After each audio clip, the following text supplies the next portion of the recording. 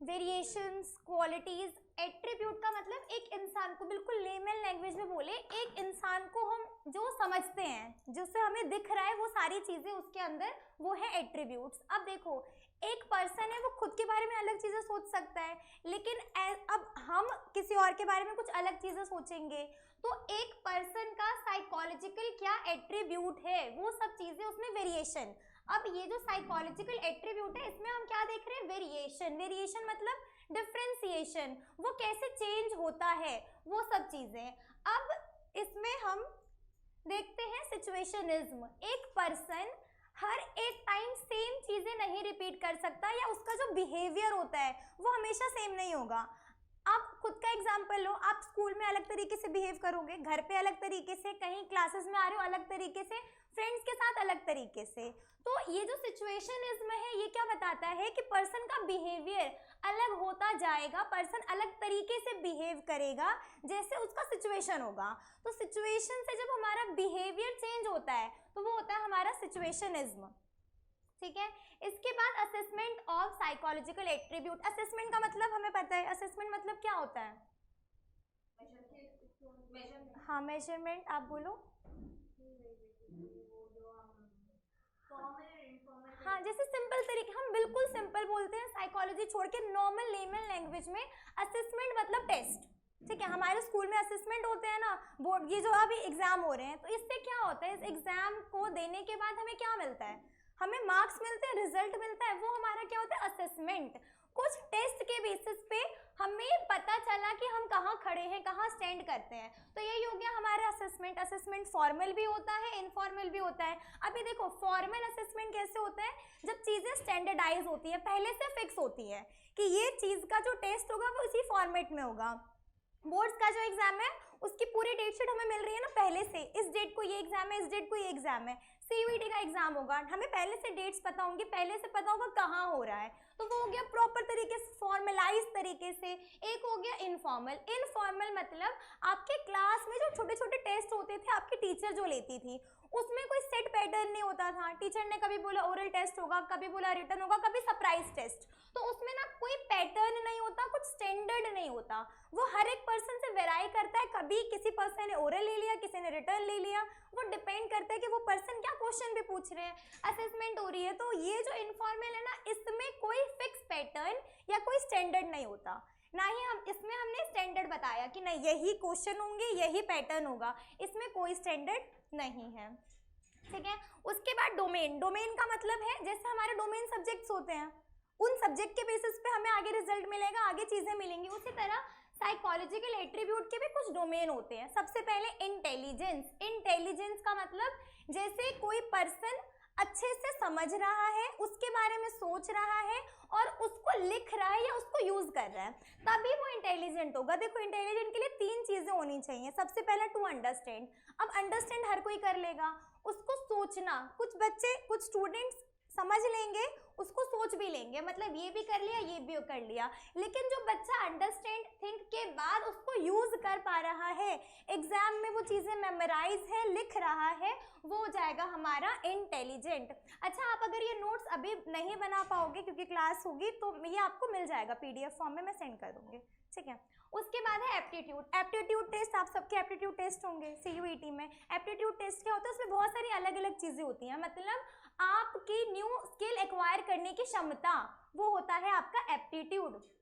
Then interest, एक person का किस चीज में इंटरेस्ट है, उसका क्या प्रेफरेंस है, होता है ना, एक पर्सन का डांस में इंटरेस्ट है, वो अच्छे से कर पाएगा। एक पर्सन सोचो जिसको इंटरेस्ट तो डांस में है, बट उसको हम जबरदस्ती म्यूजिक सिखा रहे हैं, क्या वो अच्छे से सीख पाएगा? वो अपना लेवल बेस्ट डांस में दे सकता है, लेवल बेस्ट म्यूजिक में नहीं दे सकता। Then personality. पर्सनैलिटी मतलब कैरेक्टरिस्टिक। अब देखो, ये जो टर्म है ना पर्सनैलिटी, ये हम बहुत डिटेल में करेंगे, इसका चैप्टर है सेल्फ एंड पर्सनैलिटी, वो भी आज ही होगा, तो उसमें हम पर्सनैलिटी के बारे में समझेंगे।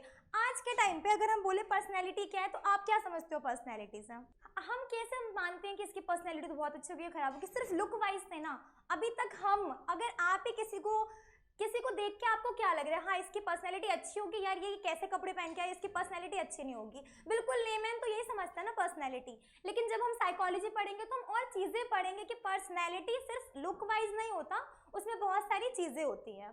देन उसके बाद वैल्यूज़, वैल्यू मतलब सिंपल शॉर्ट चीज़ें, उसका बिलीफ, उसका कल्चर, जहाँ वो रह रहा है, वो बचपन से जिस कल्चर में रह रहा है उससे उसने क्या सीखा, वो फैमिली मेंबर ने उसे जो मैनर्स सिखाए, जो संस्कार सिखाए, वो सब होता है वैल्यू।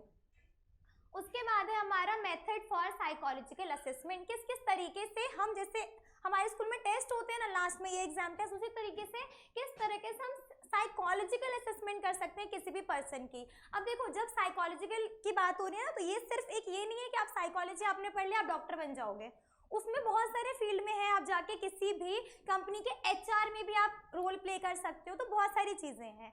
तो अब किस किस मेथड से हम ये असेसमेंट कर सकते हैं? सबसे पहले साइकोलॉजिकल टेस्ट। साइकोलॉजिकल टेस्ट मतलब जो ऑलरेडी फॉर्मल तरीके से टेस्ट बना रखा है, उस टेस्ट को आप सॉल्व करोगे, वो टेस्ट के अकॉर्डिंगली आपको पता चलेगा कि आप कहाँ स्टैंड करते हो। देन इंटरव्यू, इंटरव्यू क्या होता है? Simple 1-to-1 communication. हम किसी जॉब के लिए जाते हैं, वहाँ हमारा इंटरव्यू होता है, मतलब वो डायरेक्ट क्वेश्चन पूछते हैं, हमें डायरेक्ट आंसर देना है। अब देखो एग्जाम के लिए हमें पता है ये सिलेबस, हम पहले से प्रिपेयर होंगे, इंटरव्यू में तो उस पर्सन कुछ भी पूछ सकता है ना, तो वो चीजें इंटरव्यू में 1-to-1 कम्युनिकेशन है, तो वहाँ कोई फिक्स पैटर्न नहीं होता, सामने वाला पर्सन कोई भी क्वेश्चन पूछ सकता है, हमें उसका आंसर देना आना चाहिए, ठीक है। Then case study. Case study का मतलब होता है किसी भी चीज के, किसी भी पर्सन के बारे में इन डेप्थ चीजें याद करना, इन डेप्थ चीजें पता होना, ठीक है। अब साइकोलॉजी की हम बात कर रहे हैं, वहां पे जो इंडिविजुअल आपके पास आएगा, अब उसके बारे में सब चीजें आपको पता करने की आपको होगा ना, कि ये भी पता करें कि आज जो इसका बिहेवियर है ये एक दिन में ऐसा बिहेवियर नहीं है, ये पहले उसके साथ कुछ कुछ चीजें हुई होंगी, तो वो सब पता करना, उसको हम बोलते हैं केस स्टडी। उसके बाद है ऑब्जर्वेशन। ऑब्जर्वेशन का मतलब है उस पर्सन के बिहेवियर को नोटिस करना। बिहेवियर को नोटिस कैसे करेंगे? उस पर्सन को ऑब्जर्व करके, सिंपल तरीका, उसको देखना कि उसको, या फिर अलग अलग सिचुएशंस देना, इस सिचुएशन में उसने ऐसे रिएक्ट किया, सिचुएशन जैसे ही चेंज हो गई उसका रिएक्शन चेंज हो गया। हो सकता है सिचुएशन आपने चेंज की, उसका गुस्सा आने लगा, सिचुएशन चेंज की, वो शांत हो गया, तो आप क्या उसमें नोटिस करोगे, अच्छा किस किस टाइम पे इसको गुस्सा आता है, किस किस टाइम पे वो शांत होता है, वो सब चीजें ऑब्जर्वेशन में। Then self report. Self report का मतलब है जो पर्सन, जो इंडिविजुअल है, उसको आपने बोला कि खुद की चीजें मुझे बताओ, ठीक है। अब हमने बोला अपना इंट्रोडक्शन दो, तो उस इंट्रोडक्शन में आपको अपने बारे में जो अच्छा लगता है वही बोलोगे ना। कोई पर्सन को हमने बोला इंट्रोडक्शन दो, वो अपने बारे में बेकार चीजें बताएगा कि मुझे ये पसंद नहीं है, मैं इसमें फेल हो जाता हूँ, मुझे ये चीजें अच्छी नहीं लगती, नहीं बताएगा ना। तो जो सेल्फ रिपोर्ट है ना, इस पे ज्यादा लोग रिलाई नहीं करते, क्योंकि सबको अपने बारे में अच्छा बताना ही अच्छा लगता है, कोई अपने बारे में बुरा बताएगा नहीं, ठीक है। उसके बाद है इंटेलिजेंस। इंटेलिजेंस क्या होता है? किसी भी पर्सन को, हमने जो डेफिनेशन पढ़ी उसमें हमने क्या पढ़ा? To understand, think and use resources. जो हमने समझा क्लास में, आप लोगों ने जो समझा, मैंने कोई डेफिनेशन एक लाइन में बोल दी, अब आपने उसको सोचा कि अच्छा ये डेफिनेशन ऐसे भी लिखी जा सकती है, इसको अगर हम तोड़े तो इसका ये मतलब भी निकलता है, ये मतलब भी निकलता है, तो ये थिंक। और फिर जब एग्जाम टाइम आया तो उस टाइम आपने वो डेफिनेशन याद कर रखी थी, आपको माइंड में था, आपने लिख दिया, तो उसे क्या बोलते हैं? उस रिसोर्स को यूज करना। तो ये जो पर्सन ये सब चीजें करता है वो इंटेलिजेंट होता है। अब इंटेलिजेंट का सिंपल मतलब एक पर्सन दूसरे पर्सन से कैसे अलग है, जो ज्यादा अलग है, जो ज्यादा चीजें सोच सकता है, जिसके क्लास में हाईएस्ट मार्क, वो इंटेलिजेंट होता है हमारे लिए, ठीक है।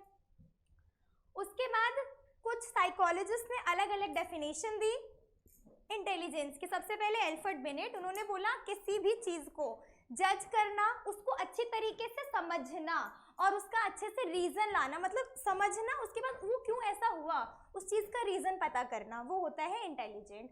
फिर वेस्टलर ने बोला कि रैशनल थिंकिंग इंटेलिजेंट होती है, जो रैशनली सोचता है। अच्छा, रैशनल थिंकिंग का मतलब प्रैक्टिकल थिंकिंग, रोट लर्निंग ना करना, मतलब जो आपको बताया गया ना, सिर्फ आपने सोचा कि ठीक है जो बताया गया वो सच है, ऐसा जरूरी नहीं है कि आपको जो बताया गया वो सच है या वो सही है। आप खुद के दिमाग से उसको सोच के मान रहे हो कि हाँ ये ऐसा बताया गया ना, इसके पीछे ये कारण है, ठीक है, वो होता है रैशनल थिंकिंग। तो रैशनली सोचो फिर एक्ट करो। देन गार्डनर ने क्या बोला, स्टेनबर्ग ने, कि सिर्फ जो आपको समझाया जा रहा है, बताया जा रहा है, जो कल्चर में हो, जो नेचर में हो, सिर्फ उसको अडेप्ट करना ही हमारा इंटेलिजेंस नहीं होता, अडेप्शन करना नहीं होता, उसको मॉडिफाई करना, शेप देना, जो आपको बताया गया। टाइम टू टाइम चीज़ें चेंज होती हैं, जैसे जैसे टाइम चेंज हो रहा है वैसे वैसे जो पुरानी चीज़ें थी उनको चेंज करने का टाइम आ गया।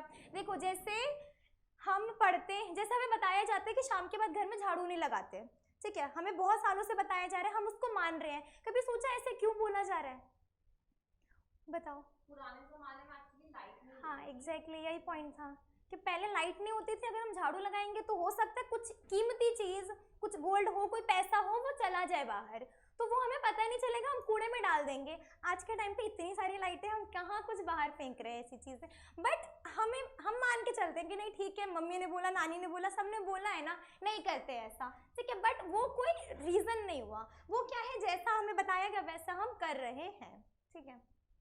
उसके बाद थ्योरी, अब थ्योरीज हम पढ़ेंगे, साइकोलॉजिस्ट ने जो थ्योरीज दिया है ना वो दो अप्रोचेस के बेसिस पे है, ठीक है। अब वो अप्रोचेस है, एक तो है साइकोमेटिक, एक इंफॉर्मेशन प्रोसेसिंग अप्रोच। जो थ्योरीज है ना वो इनके बेसिस पे ही है, या तो उसमें साइकोमेटिक लगेगा या तो इंफॉर्मेशन प्रोसेसिंग यूनिट। साइकोमेटिक क्या बोलता है कि एक सिंगल यूनिट ही है, हम एक सिंगल चीज से ही डिफाइन कर सकते हैं कि ये पर्सन इंटेलिजेंट है कि नहीं है।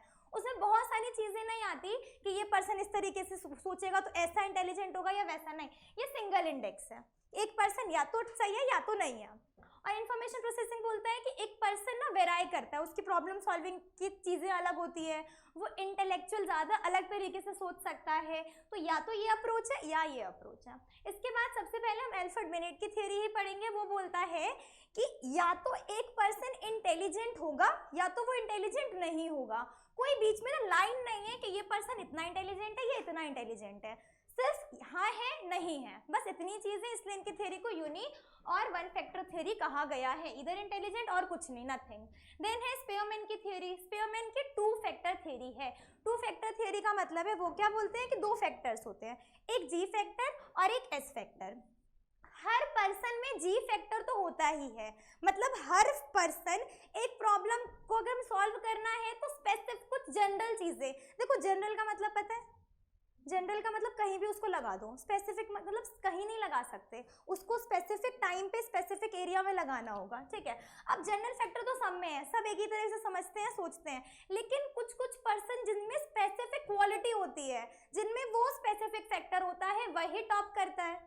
अब पढ़ाया सबको जाता है, बुक सबके पास सेम होती है, टीचर सबके सेम होते हैं, लेकिन होता है ना एक ही बच्चा हाई स्कोर करता है, क्योंकि उसके अंदर एक एस फैक्टर है जो उससे इंटेलिजेंट बनाता है। तो वही चार्ल्स स्पीयरमैन ने बोला कि जी फैक्टर तो सब में है, जिसमें एस फैक्टर है ना वो इंटेलिजेंट है उनके अकॉर्डिंग। उसके बाद है लुइस थर्स्टन, इन्होंने प्राइमरी मेंटल एबिलिटी। अब एक चीज देखो बहुत सारे जो साइकोलॉजिस्ट है ना वो कैसे थ्योरी देते हैं, पहले एक ने बनाई, फिर दूसरे ने उसको पढ़ा, उसमें या तो कुछ ऐड किया या तो बोला कि नहीं वो गलत था, मैं सही हूँ। बहुत सारी थ्योरी जब हम पढ़ेंगे ना हमें सेम ही लगेगी, ठीक है। ये थर्स्टन की थ्योरी क्या बोलता है कि लोगों में इतनी क्वालिटी होती है, इनमें से किसी पर्सन में हो सकता है 8 ये सारी क्वालिटी हो, किसी में 2 हो, किसी में 4 हो। क्वालिटी क्या है, वर्बल कॉम्प्रिहेंशन, जो अच्छे से जिसका कॉम्प्रिहेंशन बहुत स्ट्रॉन्ग है। देन है न्यूमेरिकल एबिलिटी, जो मैथ्स में नंबर्स में बहुत ज़्यादा तेज हो, जिसको कैलकुलेशन दिया जाए बिना पेन पेपर के वो तुरंत सॉल्व कर देगा। उसके बाद है स्पेशल। अब यहाँ वो CIA वाला स्पेशल नहीं है, ये वाला स्पेशल है। इस स्पेशल का मतलब है विजुअलाइज पैटर्न, मतलब जिसको हमारे एप्टीट्यूड में वो टेस्ट होते हैं ना, अच्छा ये पैटर्न है, फिर ये पैटर्न है, तीसरा पैटर्न बनाओ।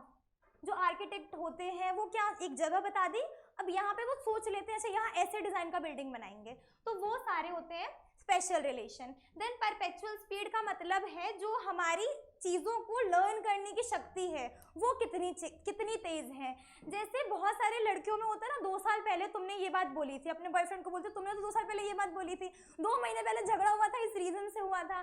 तो लड़कियों में ना ये जो है परपेचुअल स्पीड ये बहुत अच्छी है, उनको चीज़ें याद रहती हैं, लड़कों में नहीं रहती, ठीक है। उसके बाद है वर्ड फ्लुएंसी। वर्ड फ्लुएंसी का मतलब है शब्द पे कितनी अच्छी पकड़ है।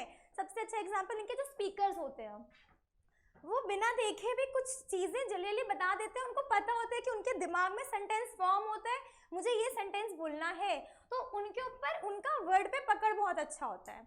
उसके बाद मेमोरी। मेमोरी मतलब जिसको चीजें याद रहती हैं। अब देखो मेमोरी में क्या होता है ना, लोगों की रिटेंशन पावर 11th में आप लोगों ने पढ़ा होगा कि रिटेंशन पावर ना बहुत वो सबकी अच्छी नहीं होती, सबके क्या ऑलमोस्ट लोगों की रिटेंशन पावर बहुत अच्छी नहीं होती। उन्होंने अच्छा एक लास्ट वीक आपने सैटरडे को क्या खाना खाया था याद है? नहीं याद है ना? ठीक है, किसी किसी को याद हो सकता है, एक्सेप्शंस, इंटेलिजेंट, मुझे नहीं याद, ठीक है। तो अब देखो, अब लेकिन अब आपको टाइम दिया जाए कि नहीं सोचो, तो आप सोच सकते हो जैसे सैटरडे था, कुछ ऐसा प्लान था, फिर आपको याद आ सकता है, ठीक है। बहुत सारे लोग, मुझे अगर मैं सोचूं तो मुझे याद आ गया क्योंकि संडे में बाहर गई थी तो मैंने सैटरडे लाइट खाना खाया था, मैंने रात को खिचड़ी बनाई थी, तो वो मुझे एकदम से बोला ना सैटरडे, मुझे नहीं याद आया। मैंने क्या लिंक किया, अच्छा संडे में बाहर गई थी, पूरे दिन घर पे नहीं, तो मैंने लाइट खाना खाया था, तब जाके याद आया। तो ये जो मेमोरी होती है ना, ये हम कैसे रिटेन करते हैं, कुछ ना कुछ लिंक करके। तो रिटेंशन पावर वो कैसे होती है, अब उससे लास्ट सैटरडे पूछा जाए तो मैं संडे कहीं नहीं गई थी, मुझे नहीं याद कि मैंने क्या खाना खाया था, या फ्राइडे पूछा जाए या इस मंडे पूछा जाए तो मुझे नहीं याद, रीजन क्या है, उससे मैंने कुछ लिंक नहीं कर रखा, इसलिए मुझे वो चीज़ याद नहीं है। तो रिटेंशन या मेमोरी तब स्ट्रांग होती है जब हम आगे पीछे की चीज़ों को लिंक कर देते हैं, तब ये स्ट्रांग हो जाती है। Then inductive reasoning, inductive reasoning का मतलब है जो रीजन के ऊपर, जो फैक्ट के बेसिस पे चीजें याद करता है, या वो सिर्फ फैक्ट के बेसिस पे चीजें प्रेजेंट करता है। अब देखो इसमें क्या हो रहा है ना, जो न्यूज़पेपर वगैरह पढ़ते हैं वो अगर आप कोई बात करोगे ना तो उनको वो चीजें पता होती है, हम सोचते रह जाते हैं अच्छा ये कब हुआ। आपको करंट अफेयर, अगर करंट अफेयर के बारे में थोड़ा बहुत पता होगा, या जो स्टॉक मार्केट में डील करते हैं हम, जो स्टॉक मार्केट में उनको पता होता है ना कब क्या होने वाला है। अब स्टॉक मार्केट में डील करने दो लोग हैं, किसी को नहीं पता, वो सिर्फ ऐसे कर रहे हैं, किसी को पता है, तो उनको फैक्ट के बेसिस पे। अब कुछ लोग क्या होते हैं ना, स्टॉक मार्केट में चांस ले लेते हैं कि भाई लगा दिया पैसा, जो होगा सो होगा। कुछ लोग चांस नहीं लेते, जो होता है ना मार्केट में, जो फैक्ट हो रहा है उसके बेसिस पे पैसा लगाते हैं, ठीक है। उसके बाद आर्थर जेनसन, उन्होंने बोला कि 2 लेवल होते हैं इंटेलिजेंस के, लेवल 1, लेवल 2। लेवल 1 का मतलब है जो बता दिया उसको रट लेते हैं, रोड लर्निंग करने वाले बच्चे। लेवल 2 का मतलब है जो कॉग्निटिव थिंकिंग करते हैं। कॉग्निटिव थिंकिंग मतलब चीज़ों को सोच समझ के फिर मानना, ऐसे ही नहीं मान लेते हैं। और ये वाले कौन, जो लिखा है ठीक है सही ही होगा ना, टीचर ने बता दिया सही होगा, लेकिन ज़रूरी नहीं है ना टीचर ने बता दिया सही ही होगा, खुद का भी दिमाग यूज़ करना है, खुद की भी बुक्स पढ़नी है, ठीक है। उसके बाद जेपी गिलफर्ड, उन्होंने क्या बोला, अच्छा यहाँ से ये जो हमने अभी तक पढ़ा था वो लास्ट क्लास में जो हमने पढ़ा था उसका मैंने रिवाइज कराया है। यहाँ से हमारा आज का स्टार्ट हो रहा है चैप्टर। अभी स्ट्रक्चर ऑफ इंटेलेक्ट मॉडल, इन्होंने क्या बोला, इन्होंने ना एक स्ट्रक्चर तैयार कर दिया कि एक बॉक्स है, इसके अंदर ये तीनों, एक 5 लेयर है, इसका 8 लेयर है और इसका 8 लेयर है, ऐसे करके उन्होंने 180 प्रोडक्ट बना दिए। उन्होंने बोला इंटेलिजेंस को असेस करने का ना 180 प्रोडक्ट्स हम बना सकते हैं। पहला क्या है, कंटेंट। कंटेंट का मतलब क्या है, जो आपको बुक्स मिल रही है ना वो कंटेंट है, उसमें क्या होता है, इंफॉर्मेशन। कंटेंट मतलब इंफॉर्मेशन, जो इंफॉर्मेशन आपको दी जा रही है वो आपके लिए कंटेंट होगा। आपके सिलेबस में जो चीजें हैं जो आप पढ़ोगे वो क्या दिया जा रहा है, आपको कंटेंट दिया जा रहा है ना, ये टॉपिक पढ़ना है तो वो कंटेंट मिला। उसके बाद ऑपरेशन, जब कंटेंट और ऑपरेशन, ऑपरेशन का मतलब उस पर काम करना, आपको इंफॉर्मेशन दी गई, अब उसके ऊपर आपने काम किया तो वो हो गया ऑपरेशन, कंटेंट के साथ मिला दिया ऑपरेशन। फिर रिजल्ट क्या आया, प्रोडक्ट, मतलब आपको सिलेबस बताया गया, कंटेंट दिया गया, आपको ऑपरेशंस, आपने उसको पढ़ा, उसको समझा, उस पर चीजें ऐड करी, फिर वो बन के आया प्रोडक्ट। प्रोडक्ट मतलब जो फाइनल एंड रिजल्ट होता है वो। उसके बाद है गार्डनर की थ्योरी। अब देखो गार्डनर की थ्योरी और इससे पहले हमने थर्स्टन की थ्योरी पढ़ी थी, दोनों में सेम चीज है। उसमें भी उन्होंने बोला था लैंग्वेज फ्लुएंसी, उसमें भी उन्होंने बोला था मैथमेटिकल थिंकिंग, उसमें भी उन्होंने बोला था स्पेशल। सब चीजें क्या है, लैंग्वेज पे कितनी फ्लुएंसी है, आप कितने अच्छे से बोल पा रहे हो। उसके बाद लॉजिकल मैथमेटिकल, आप कितने अच्छे से कोई भी क्वेश्चन को सॉल्व कर पा रहे हो, आपकी मैथमेटिक्स बहुत कितनी अच्छी है। अब मेरी मैथमेटिक्स बहुत बेकार है, मुझे अगर कोई क्वेश्चन आप लोग दोगे तो मुझे अभी 5-10 मिनट लगेंगे, या तो कैलकुलेटर से सॉल्व करके दूंगी, मैं नहीं कर सकती। बट आप में से कुछ होंगे जो मैथमेटिक्स के क्वेश्चन वर्बली सॉल्व कर देते होंगे, तो ये मुझ में तो नहीं है, एटलीस्ट मुझे ये पता चल गया खुद के असेसमेंट से ही। उसके बाद स्पेशल विजुअलाइज। विजुअलाइज मतलब आपको कोई पैटर्न दिया गया, ये भी एग्जाम में आता है, उसको सॉल्व करना है। या विजुअलाइज हम जरूरी नहीं है पैटर्न की बात करें, अपने लेमन लैंग्वेज में डेली बेसिस पे अपने घर को सजाना, वो भी तो हो गया ना। मैंने माइंड में सोचा कि ये चीज़ यहाँ अच्छी लगेगी, ये चीज़ यहाँ अच्छी लगेगी, तो इसको ऐसे शफल कर दो, तो वो भी तो विजुअलाइज करके ही किया ना। बिना सोचे बेड को यहाँ रख देते, बिना सोचे तो नहीं रखेंगे ना। तो विजुअलाइज करना मतलब आपने क्या दिमाग में सोचा, कुछ बनाया, ठीक है। जैसे ड्राइंग भी करते हैं तो कुछ सोच के बनाते हैं ना, ऐसे तो नहीं पेन चला रहे हैं। पहले हमने कुछ विजुअलाइज किया कि इस तरह का ड्राइंग बनाएंगे, सेम बना कि नहीं बना, सोचा तो होगा, तो वो होगा हमारा विजुअलाइज। उसके बाद म्यूजिकल साउंड एंड वाइब्रेशन, जिसके जो हमारे सिंगर्स होते हैं जो वाइब्रेशन को समझते हैं, हमें नहीं पता होगा सा को कितना दूर तक खींचना है या सारे गामा में कितना कहाँ रुकना है, कहाँ क्या करना है, उनको पता है। जो म्यूजिकल इंस्ट्रूमेंट बजाते हैं, अब देखो हमें गाने पता है, ये गाने का ये धुन है, हम उस तरह से गा रहे हैं, लेकिन जब पहली बार गाना लिखा गया तब तो उसकी धुन तैयार करनी पड़ती है ना। हमें सुन के अच्छा लग रहा है, हम उसी को गुनगुना रहे हैं, बट वहाँ वो उसको बनाते हैं कि ये तो लिखा हुआ है ना, इसको गाने में कैसे बनाएं। उसके बाद बॉडी काइनेस्टिक, इसका मतलब क्या है, बॉडी फ्लेक्सिबल कितनी है। इसमें कौन आएंगे, जो हमारे स्पोर्ट्स पर्सन होते हैं, जो डांसर भी होते हैं, डांसर भी फ्लेक्सिबल, वो भी फ्लेक्सिबल होते हैं, वो भी उस तरीके से डांस करते हैं। जो एथलीट्स होते हैं जिनकी बॉडी बहुत ज़्यादा फ्लेक्सिबल होती है।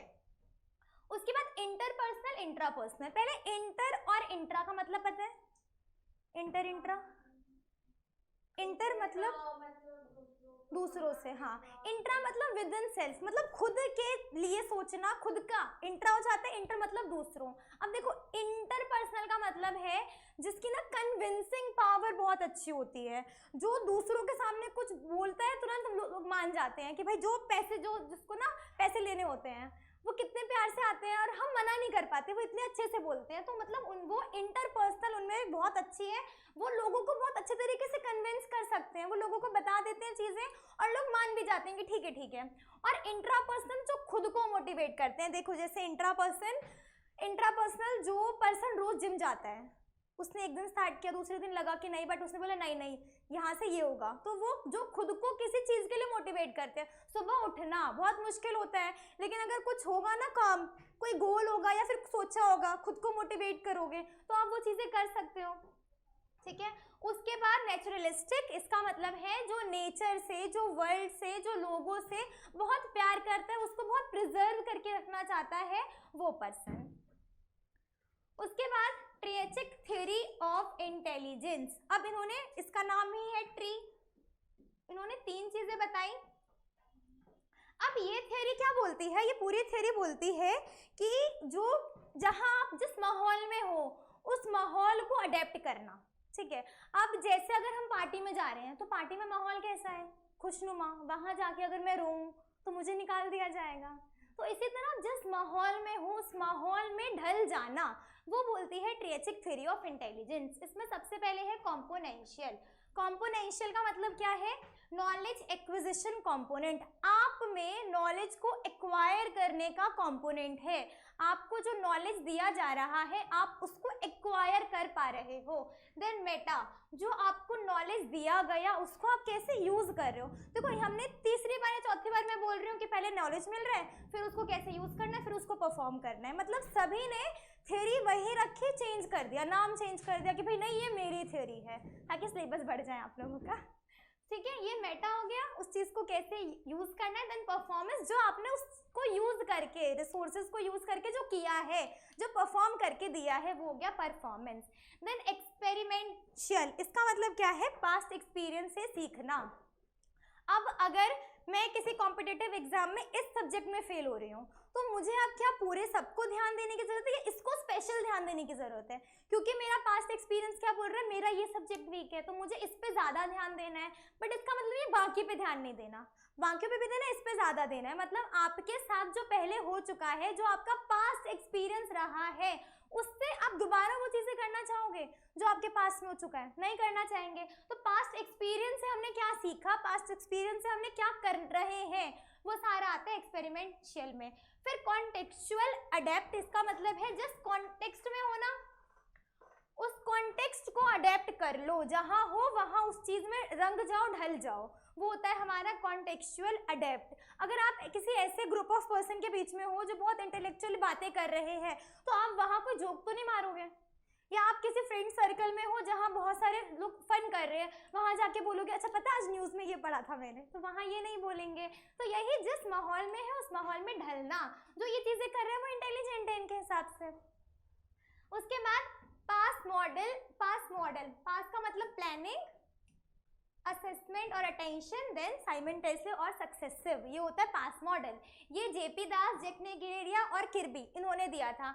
अब आपको ना ये नाम लर्न करने पड़ेंगे क्योंकि एग्जाम में आ गया पास मॉडल किसने दिया, तो वो चीज़ें उसमें कोई आप या आप किसी भी तरीके से इनको लर्न करो, रोट लर्निंग करो क्योंकि इसमें कोई अंडरस्टैंडिंग है ही नहीं। हम इसमें थिंकिंग, कॉग्निटिव थिंकिंग लगा सकते हैं, नहीं लगा सकते, इसमें तो हमें लर्न करना पड़ेगा, इनका नाम जैसे है वैसे ही, ठीक है। अब इन्होंने क्या बोला, अटेंशन, अराउजल, सक्सेसिव, साइमल्टेनियस और प्लानिंग। सबसे पहले क्या हुआ, अगर मैं यहाँ से गिरने लगूंगी तो पहले मैं अटेंटिव हो जाऊंगी ना कि मैं अपने आप को गिरने से कैसे बचाऊं, पहले मुझे पता चल जाएगा, एक अराउजल हो जाएगा कि हाँ मैं गिरने वाली हूँ।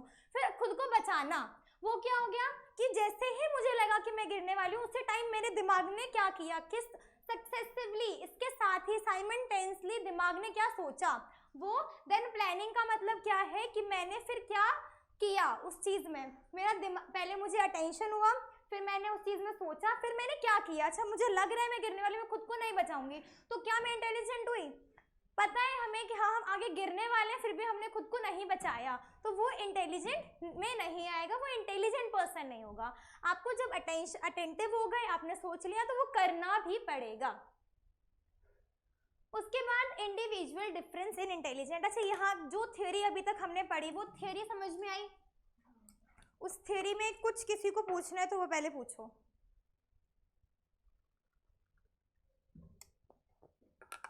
थ्योरी क्लियर है।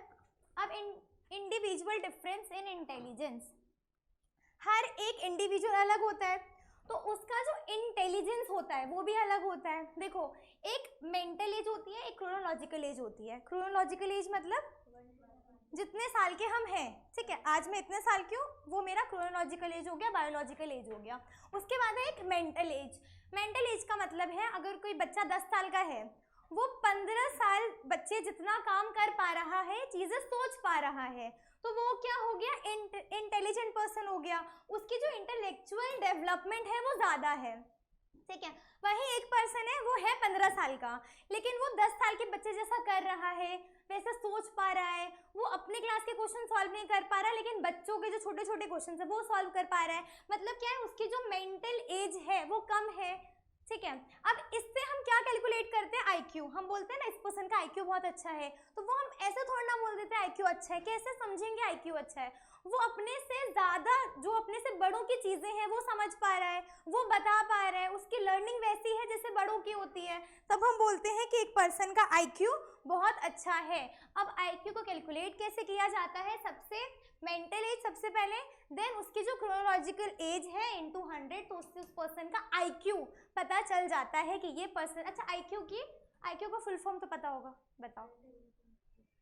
है इंटेलिजेंट क्वेश्चन, ठीक है। अब जो पर्सन का आईक्यू जितना ज़्यादा अच्छा होगा, मतलब मेंटल एज उसकी क्रोनोलॉजिकल एज से ज़्यादा होगा, उसको हम बोलेंगे इंटेलेक्चुअल गिफ्टेड, और जिसकी मेंटल एज उसकी क्रोनोलॉजिकल एज से कम होगी वो होगा इंटेलेक्चुअल डेफिसिट, ठीक है। अब बहुत सारे स्टूडेंट्स होते हैं क्लास में हमारे साथ पढ़ते हैं जो या तो इंटेलेक्चुअल गिफ्टेड होते हैं या डेफिसिट होते हैं। अब गिफ्टेड तो सबको पता चल जाता है, वो बोलते भी हैं कि हाँ ये इंटेलेक्चुअली बहुत अच्छे हैं, लेकिन डेफिसिट ना पर्सन को पता ही नहीं होता कि हम इंटेलेक्चुअल डेफिसिट है और हमें इस क्लास में नहीं इसमें होना चाहिए, बट क्योंकि सोसाइटी ऐसे डेवलप्ड है वो एक्सेप्ट ही नहीं करेगी कि अच्छा इतना बड़ा बच्चा और इतने से क्लास में है, तो उस सोसाइटी के डर की वजह से वो होते हैं पीछे, बट वो आगे बढ़ते, जिससे ना वो पिछला समझ पाते हैं ढंग से, ना वो आगे का, ठीक है। अब है हमारा topic type of intelligence test. अब इंटेलिजेंस टेस्ट को पढ़े, देखो एक हो रहा है हमारा individual test, group test. Individual test का मतलब हम जब सिंगल इंडिविजुअल का टेस्ट ले रहे हैं तो वो हमारा इंडिविजुअल टेस्ट होता है। अच्छा, इंडिविजुअल टेस्ट में ना हम उस पर्सन के बारे में सब कुछ पता चल रहा है। ग्रुप टेस्ट मतलब पूरे ग्रुप में हम उस चीज़ का टेस्ट ले रहे हैं, पूरे ग्रुप का।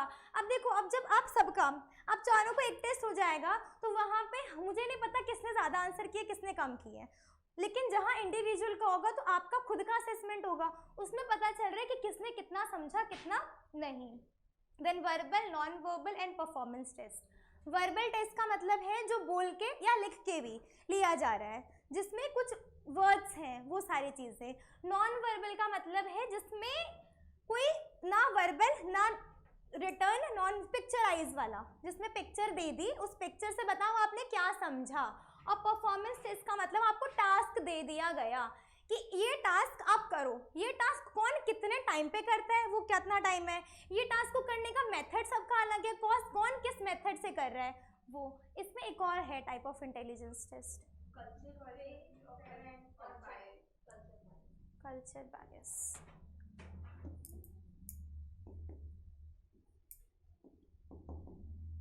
अब देखो, कल्चर बायस टेस्ट क्या होता है। अभी बहुत सारे टेस्ट बनाए गए, बहुत सारे साइकोलॉजिस्ट ने बनाए हैं।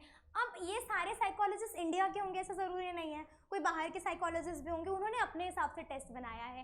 तो उनके कल्चर के हिसाब से अगर यहाँ के बच्चों का टेस्ट लिया जाएगा तो क्या वो कल्चर बायस होगा।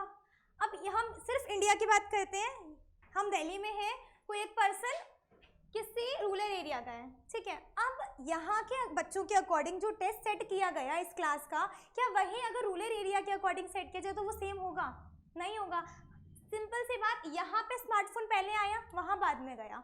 यहाँ सबके हाथ में जब स्मार्टफोन था, वहाँ घर में एक स्मार्टफोन था, तो वहाँ अब स्मार्टफोन से रिलेटेड कोई टेस्ट दिया जाए कि फटाफट यूट्यूब पे ये वीडियो लगाओ, यहाँ के बच्चे और वहाँ के बच्चों में डिफरेंस होगा।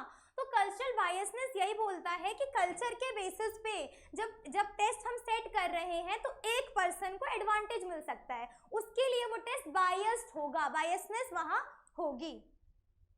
उसके बाद कल्चर एंड इंटेलिजेंस। अब देखो, जब हम इंटेलिजेंस की बात करते हैं ना, इंटेलिजेंस कल्चर टू कल्चर वेराई करेगा, कल्चर टू कल्चर वेराई करेगा। यहाँ का कल्चर, हम सिर्फ कल्चर की बात कर रहे हैं, यहाँ का कल्चर, और हम बात करते हैं रूरल एरिया और अर्बन एरिया का कल्चर, दोनों अलग हैं। देखो, अर्बन एरिया में ना जब हम बात करते हैं, मैं जिस बिल्डिंग में रहती हूँ उस बिल्डिंग में और कौन कौन रहता है मुझे नहीं पता, मुझे उनका नाम नहीं पता, वो क्या करते हैं मुझे नहीं पता, नेबर में कौन है मुझे नहीं पता, ठीक है। लेकिन वहीं अगर रूरल एरिया की बात करें तो किसी के घर में आज कोई नया पर्सन आया है, अगर गांव में, प्रॉपर गांव में हम जब जाते हैं तो वहाँ पे अगर किसी के घर में कोई पर्सन आता है ना, पूरे गांव को पता होता है कि आज वो आया है, ठीक है। तो ये क्या हो गया, वहाँ का कल्चर अलग है, यहाँ का कल्चर अलग है। यहाँ लोग आपको किस चीज़ से जानते हैं, यहाँ पे आपके फ्रेंड्स कौन कैसे बनते हैं कि हाँ भाई ये देखने में सुंदर है, इस पास बहुत पैसा है। वहाँ किसी को कोई फर्क ही नहीं पड़ता क्या पैसा है, क्या है, कितना बड़ा घर है, ठीक है। तो ये होगा हमारा कल्चर। जैसे जैसे अलग होना वैसे वैसे पर्सन का इंटेलिजेंस भी अलग हो जाता है। अभी दो टाइप की इंटेलिजेंस है, टेक्नोलॉजिकल इंटेलिजेंस, एक इंटीग्रल इंटेलिजेंस। ये हमारा प्रॉपर इंडियन इंटेलिजेंस है, ठीक है। ये क्या बोलता है कि जिस सोसाइटी में हम रहते हैं ना, जिस कल्चर में रहते हैं, वहाँ का बिहेवियर हमारा हो जाता है। मतलब अगर हम बात करें कि हम रह रहे हैं किसी पॉश एरिया में, तो वहाँ का एटिकेट ही अलग होगा। बहुत सोफिस्टिकेटेड लोग, अरे नहीं हम ब्रेकफास्ट ऐसे नहीं करते, अरे हम 5 स्टार से नीचे जाते ही नहीं, मेट्रो में हम ट्रेवल ही नहीं करते। लेकिन एक पर्सन जो मिडिल क्लास है, जो एक, वो सब चीज़ें अलग हो जाती है उनकी। मतलब दिल्ली में ही दो अलग अलग कैटेगरी हो गई ना। तो जैसे आप जगह पे रह रहे हो, जैसे आप क्लास में रह रहे हो, जैसे आप कल्चर में रह रहे हो, वो आपके बिहेवियर को क्या कर रहा है, इन्फ्लुएंस कर रहा है। और एक है इंटीग्रल इंटेलिजेंस। हम देखो, बुद्धि शब्द सुना है, बचपन में बोला जाता था इसकी बुद्धि बहुत मोटी है, इसकी बुद्धि बहुत तेज है। तो बुद्धि, ये हमें जेपी दास जी ने ना बुद्धि के बारे में बताया है कि बुद्धि की क्या क्या विशेषताएं होती हैं, ठीक है। सबसे पहले कॉग्निटिव कैपेसिटी। कॉग्निटिव मतलब हमने बहुत बार पढ़ लिया, कॉग्निटिव क्या होता है, चीज़ों को सोचने का तरीका। तो वो, उसकी कैपेसिटी क्या है, वो कैसे नई चीज़ों को समझ पा रहा है, सोच पा रहा है, क्या उसमें वो अपना कुछ नया ऐड कर पा रहा है, जो उसको बताया जा रहा है उसको उसने पीछे का रीज़न समझा या हाँ ठीक है जो बताया वो सही है। उसके बाद है सोशल कॉम्पिटेंस, मतलब वो समाज में कैसा है, वो लोगों के साथ कैसा व्यवहार कर रहा है, वो जिस कल्चर में है वो वहाँ पे उसने अडेप्ट किया है कि नहीं किया। फिर इमोशनल कॉम्पिटेंस, इमोशनल कॉम्पिटेंस का मतलब वो पर्सन कितना इमोशनल है।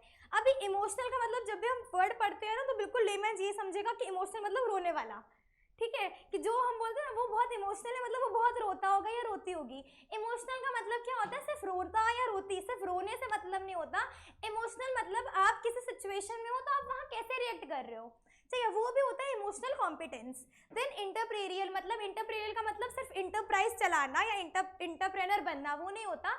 एक इंटरप्रेनर के अंदर जो क्वालिटीज होती है ना वो क्वालिटी इसमें है कि नहीं है। अब बताओ एक इंटरप्रेनर में क्या क्या क्वालिटीज होती हैं या होनी चाहिए। पहले वो हार्ड वर्कर होना चाहिए, क्योंकि एक नया बिजनेस खड़ा करना वो बहुत आसान नहीं होता। हार्ड वर्क मतलब एक पर्सन हार्ड वर्क है कि नहीं है, हार्ड वर्किंग करता है कि नहीं है। उसके अलावा वो किस तरह से चीज़ों को शॉर्टकट तरीके से कर सकता है, क्योंकि अगर किसी ने 10 साल तक मेहनत करके ये बिजनेस खड़ा किया है, उसे आज ही करना है तो उसे शॉर्टकट तरीके से करना होगा ना, किस नए तरीके से, नई टेक्नोलॉजी को सीखना, ये भी एक एंटरप्रेन्योर की खूबी होती है। तो वो उस पर्सन में है कि नहीं है, ये सब जिस पर्सन में है उसकी बुद्धि बहुत तेज है।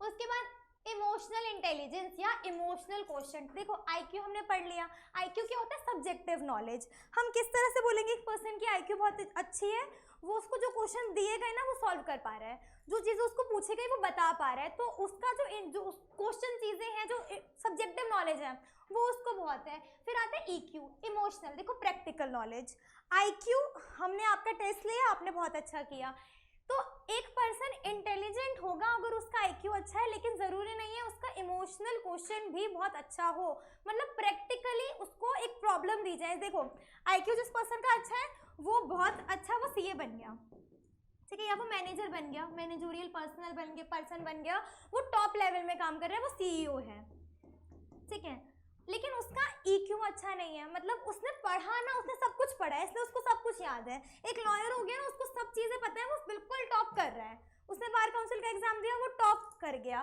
बट प्रैक्टिकल नॉलेज एक लॉयर में होना ज़रूरी है, क्योंकि आपने एग्जाम दिया, आपको सारे सेक्शन याद है, वो थोड़ा ना कोर्ट में बोलोगे अच्छा सेक्शन इतना ये है, जस्ट थोड़ा ना सुनेंगे अच्छा बेटा बताओ आज का सेक्शन क्या है, सुनाओ सेक्शन 235 क्या बोलता है या सेक्शन 370 क्या बोलता है, वो थोड़ा ना पूछेंगे। वहाँ आपको एक केस दिया जाएगा, आप उसको कैसे सॉल्व कर पा रहे हो, आपका वो प्रैक्टिकल नॉलेज क्या है, आप जिस सिचुएशन में हो इस सिचुएशन से आप कैसे निकल सकते हो, उस सिचुएशन से डील करने की आपकी क्षमता है कि नहीं है, वो हो गया इमोशनल क्वोशंट, ठीक है। अब जैसे इमोशनल क्वोशंट बहुत सबका आईक्यू स्ट्रांग हो सकता है नॉलेज एक्वायर करके, लेकिन इमोशनल क्वोशंट आपका एकदम से ऐसे नहीं बन सकता। इमोशनल क्वोशंट ना बचपन से ही बनता है, आप जिस माहौल में हो ना वहाँ पे भी इमोशनल क्वोशंट बनता है, वहीं से आपको उस चीज़ से डील करने की प्रैक्टिकल नॉलेज मिलती है।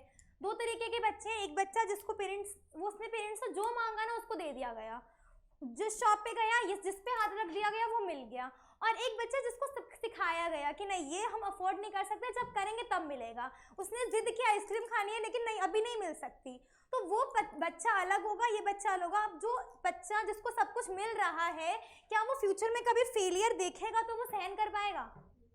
लेकिन जो बच्चा जिसको बताया गया कि नहीं ये चीज़ें ऐसी नहीं होती कि आपने जिस पे हाथ रख दिया आपको वो मिल जाएगा, तो वो तो उस चीज़ को बर्दाश्त करेगा ना। तो जिसका इमोशनल क्वोशंट अच्छा होता है ना, वो कभी ये नहीं सोचता कि मैं फेल हो रहा हूँ ना तो मैं इस चीज़ को छोड़ दूँ या मैं सुसाइड कर लेता हूँ। जिसका आईक्यू अच्छा होता है ना वो पर्सन एक बार में सोच सकता है सुसाइड का, क्यों?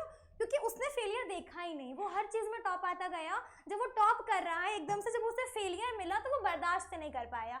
लेकिन जो बच्चा प्रैक्टिकल, जिसके प्रैक्टिकल नॉलेज है, तो ठीक है वो हर एग्जाम में अच्छा कर रहा था, एक में फेल हो गया तो वो अपने आप को दोबारा खड़ा कर सकता है कि नहीं मैं दोबारा करूँगा, दोबारा इसको एग्जाम देख के मैं कर सकता हूँ क्लियर। तो एक पर्सन का इमोशनल क्वोशंट अच्छा होना वो बहुत ज़्यादा मायने रखता है उस पर्सन का फ्यूचर क्या होगा।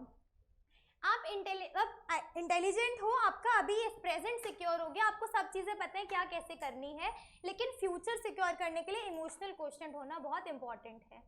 साइकोलॉजी की क्लास के लिए आए हो आप? अच्छा, अभी कितना टाइम हो रहा है? उसके बाद स्पेशल एबिलिटी। स्पेशल एबिलिटी का मतलब है कोई एक खूबी होना। अभी देखो स्पेशल एबिलिटी की जब हम बात कर रहे हैं तो जब हम किसी प्रोफेशन में जाते हैं तो उस प्रोफेशन के अकॉर्डिंग हमारे में वो स्पेशल एबिलिटी होनी चाहिए। इसमें क्या होता है ना, एप्टीट्यूड टेस्ट होता है। एप्टीट्यूड टेस्ट से हमें पता चलता है कि ये पर्सन कितना ज़्यादा स्किल को एक्वायर कर सकता है। जो चीज़ें इसको सिखाई जाएंगी, ट्रेनिंग जो इसको दी जाएगी, तो क्या वो ट्रेनिंग में चीज़ें सीख पाएगा, उसकी जो एक्वायर करने की स्किल एक्वायर करने की जो क्षमता है वो कैसी है।